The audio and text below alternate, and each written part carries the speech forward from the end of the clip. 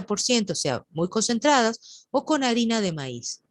Estos son prácticamente los únicos ejemplos que uno maneja en alimentos que son típicos de este comportamiento.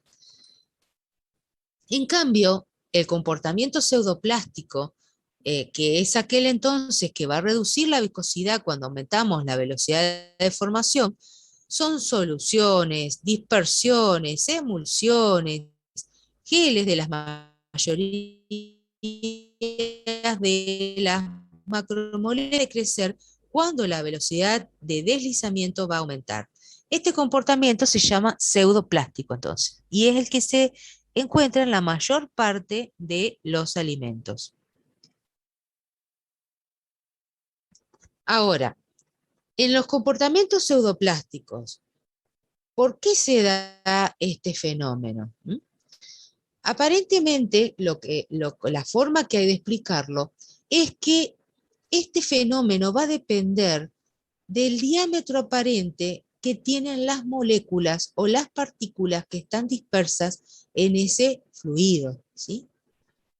Y de esto va a depender este diámetro aparente de esas macromoléculas o de esas partículas, va a depender de características intrínsecas que tienen las moléculas de ese polímero.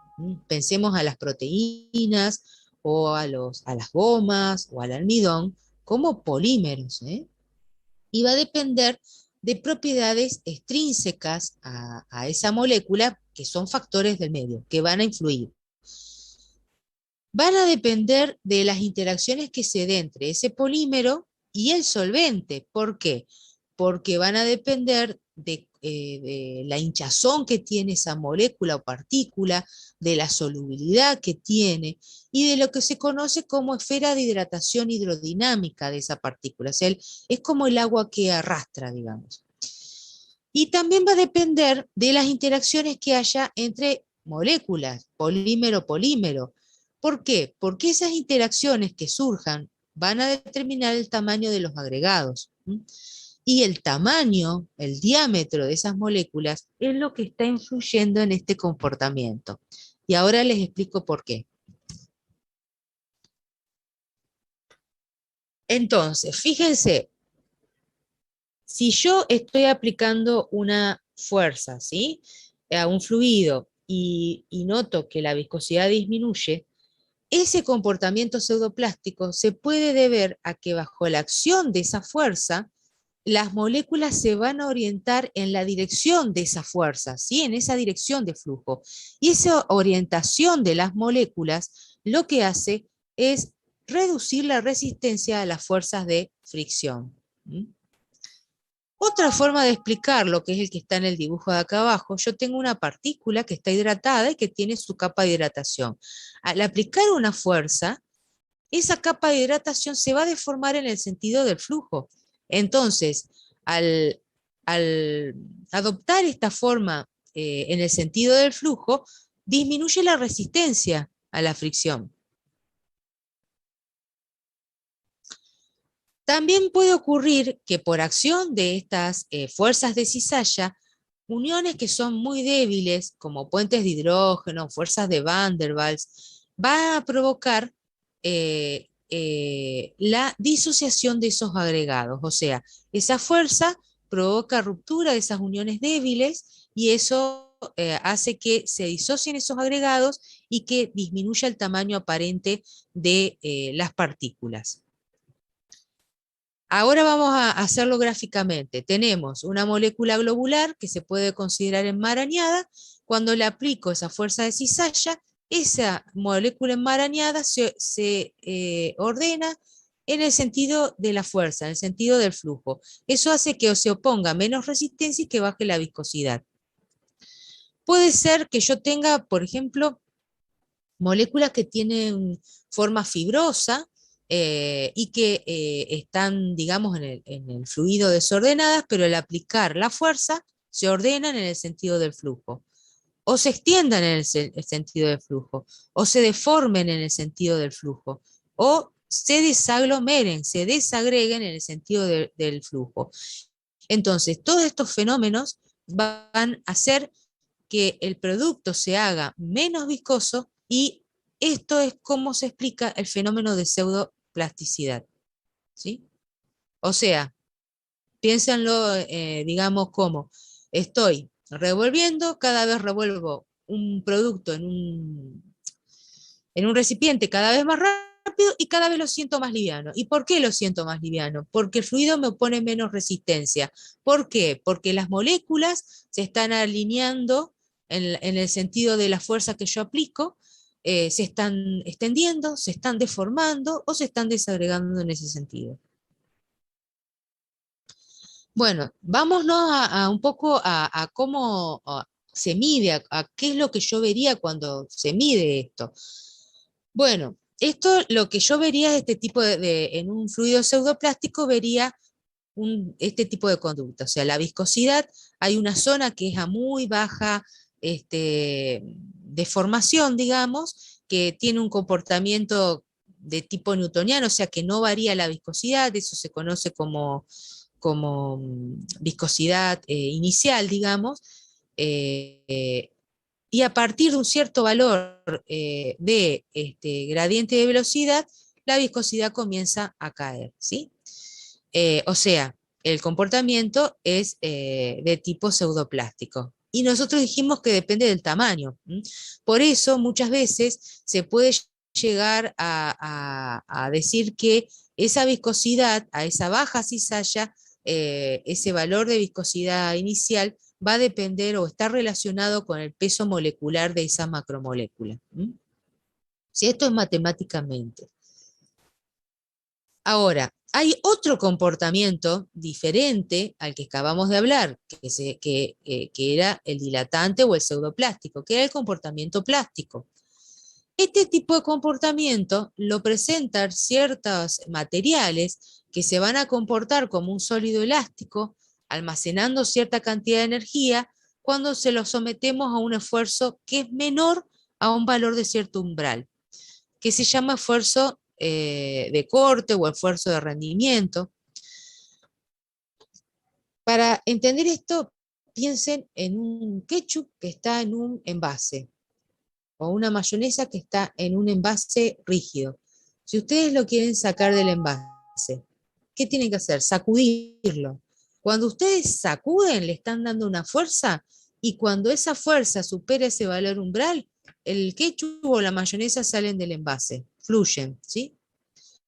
Entonces, el comportamiento es plástico cuando, con un esfuerzo superior a ese valor umbral, se van a deformar continuamente como un fluido. ¿Mm? A partir de ahí, el comportamiento puede ser lineal o no con esa velocidad de deformación. Y acá tenemos todos los ejemplos de la mayonesa, una mermelada o una clara de huevo o una crema que están batidas. Eh, si uno quiere que fluya, le tiene que dar, digamos, una fuerza. Profe, ¿se me escucha? Hola, buen día. Sí, ¿Podría buen día. explicar por qué la clara del huevo? Porque yo me la estaba imaginando más como, Batida, ¿eh? Batida. claro, El yo me la merengue tiene su forma. yo me la estaba imaginando más con la pseudoplástica, por eso. O No, sea, no, como, mirá.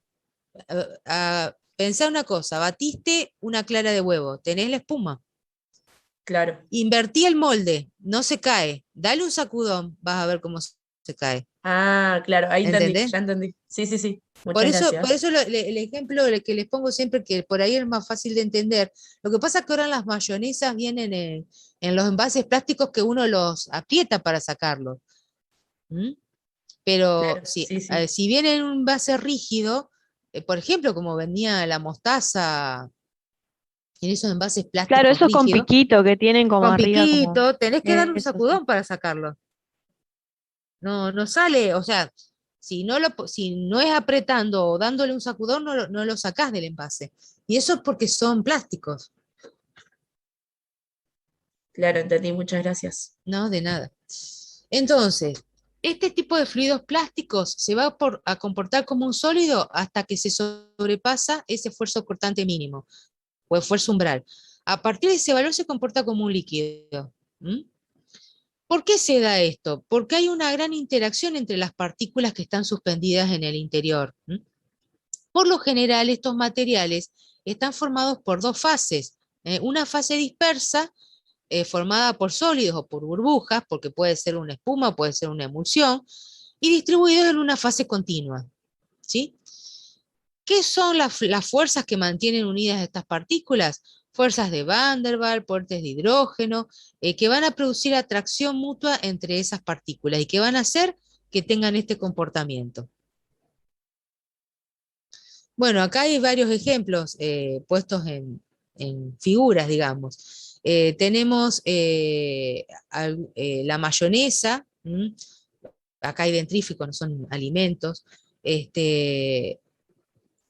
Muchos de estos se comportan como plásticos de Bingham.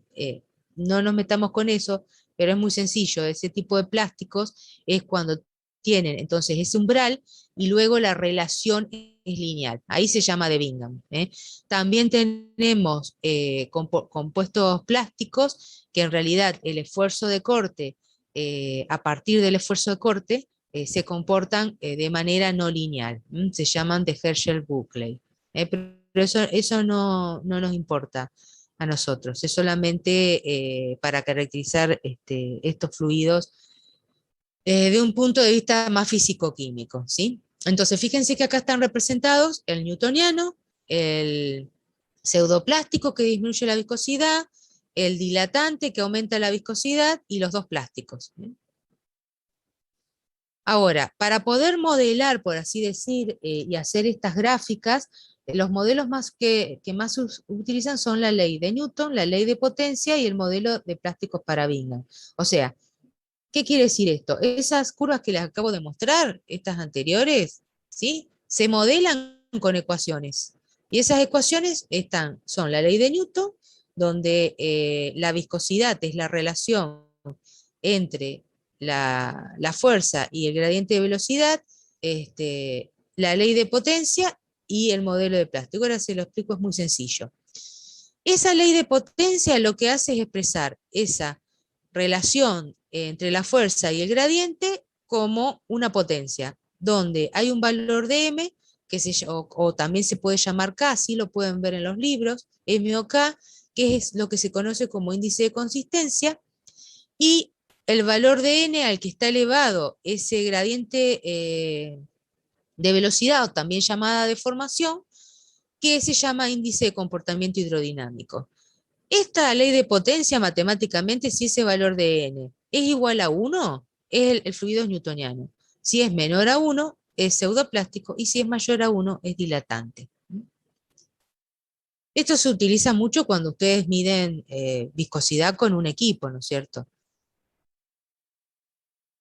En el caso del fluido plástico, también sirve la ley de potencia. Lo que pasa es que hay que agregarle un término que se conoce como tau cero, que corresponde a esa tensión inicial o tensión de fluencia o valor umbral, ¿sí? Y de vuelta acá, si este valor n es 1, es el plástico de Bingham, porque era el que tenía comportamiento lineal. Obviamente los fluidos plásticos no son newtonianos, ¿no es cierto? Entonces, fíjense, acá lo estamos explicando de vuelta. Si el reograma, o sea, esa gráfica empieza de 0, que es el caso de los que se llaman fluidos puros, podemos usar esta ecuación, ¿sí? La función de potencia. Si el valor, digamos, si hay una tensión inicial o tau 0, ahí hablamos de un fluido plástico y le sumamos a esta ecuación este término tau 0. Profe, la primer T, ¿qué significa? ¿Cómo? La primer T, T. el tau. El tau es la fuerza. Ah, fuerza. Es la misma que, a ver, venimos hablando siempre de lo mismo, ¿sí? El tau o T, acá está, le puse T porque no podía insertar el símbolo. Es el esfuerzo cortante, y D o el gamma punto es el gradiente de velocidad o deformación. Bueno, entonces, acá hay un resumen de todo lo que acabamos de mencionar. Fluidos newtonianos, relación lineal. disculpen que sea repetitiva, pero yo sé que les cuesta y por eso se los repito para poder explicarme mejor, ¿sí? Que ustedes entiendan más fácilmente. El fluido newtoniano, entonces, es una relación lineal entre ese valor tau, esfuerzo cortante del gamma, que es el gradiente de velocidad, ejemplos agua, leche, jarabes de glucosa. En los pseudoplásticos no hay una relación lineal, tenemos todas las disoluciones, suspensiones, emulsiones, pastas, algunos geles de proteína, que la viscosidad disminuye a mayor velocidad de flujo, y tenemos los plásticos de Bingham, de Bingham o de los de Hershey-Buckley, que tenés que aplicarle una fuerza mínima para que empiecen a fluir, y que obviamente la gráfica no parte de cero, sino que parte de ese valor umbral. La mayonesa, el ketchup, la crema batida, la clara batida. Ahora vamos a explicar otro tipo de comportamiento, que no quiere decir que los que vimos antes, que eran no newtonianos, también tengan este otro comportamiento adicionalmente. Eso lo vamos a ver en la clase que viene, en el práctico. En el práctico, en la explicación, digamos. ¿Qué pasa cuando esa viscosidad va a cambiar con el tiempo de aplicación de esa cizalla? ¿Sí? ¿Qué es lo que pasa?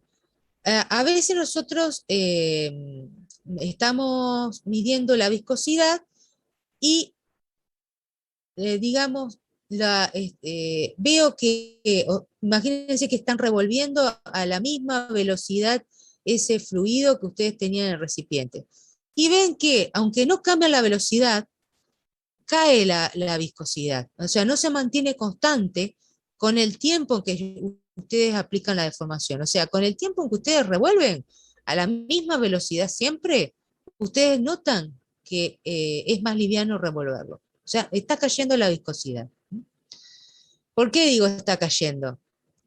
Porque la mayoría de los alimentos, esa viscosidad cae y el fluido se llama tixotrópico. Es la disminución de la viscosidad a lo largo del tiempo a una velocidad de corte constante. El otro ejemplo, que es el reopéptico, que es cuando la viscosidad aumenta a lo largo del tiempo a una velocidad de corte constante, no es típico de los alimentos. Se da para otro tipo de materiales, para otro tipo de polímeros.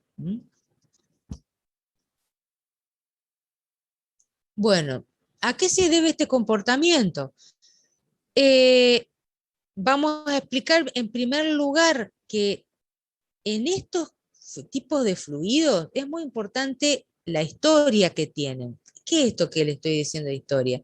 Supongamos que yo quiero medir la viscosidad a una matriz alimentaria que es tixotrópica. Y yo pongo, digamos, abro el envase, cargo el equipo para medirlo y mido la viscosidad.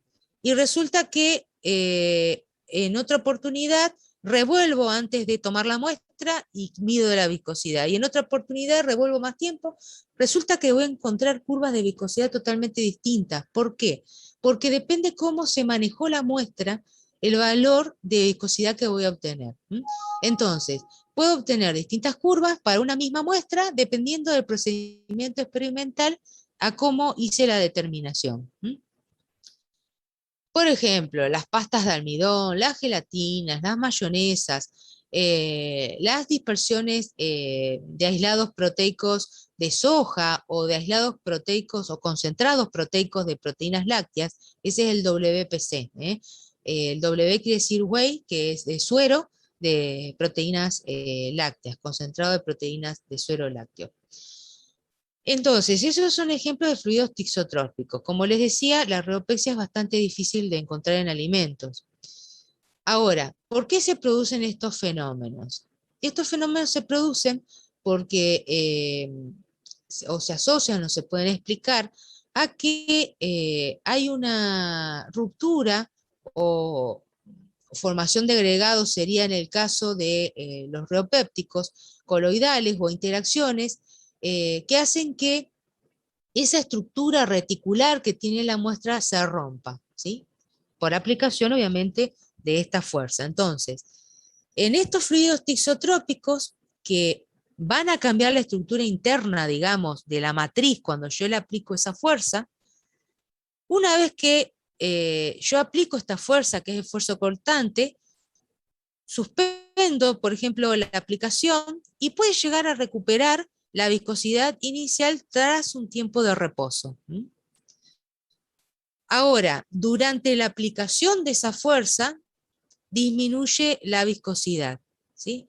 Yo ceso de agitar y puede llegar a aumentar, aunque no necesariamente al nivel que tenía antes. ¿Esto por qué se explica? Esto se explica porque esas estructuras se están construyendo o destruyendo esas estructuras, digamos, por el efecto de la fuerza, ¿sí?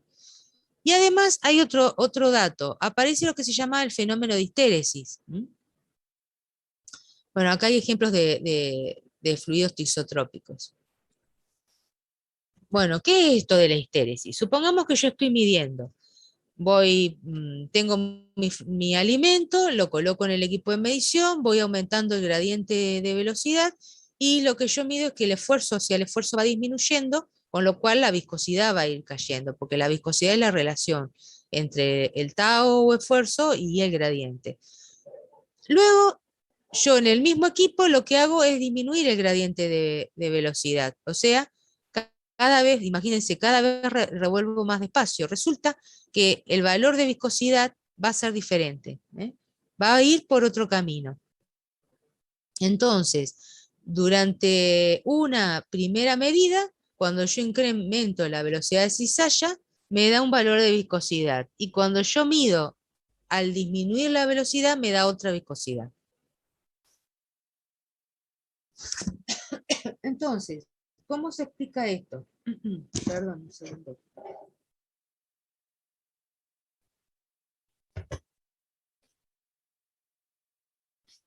Me seca la garganta.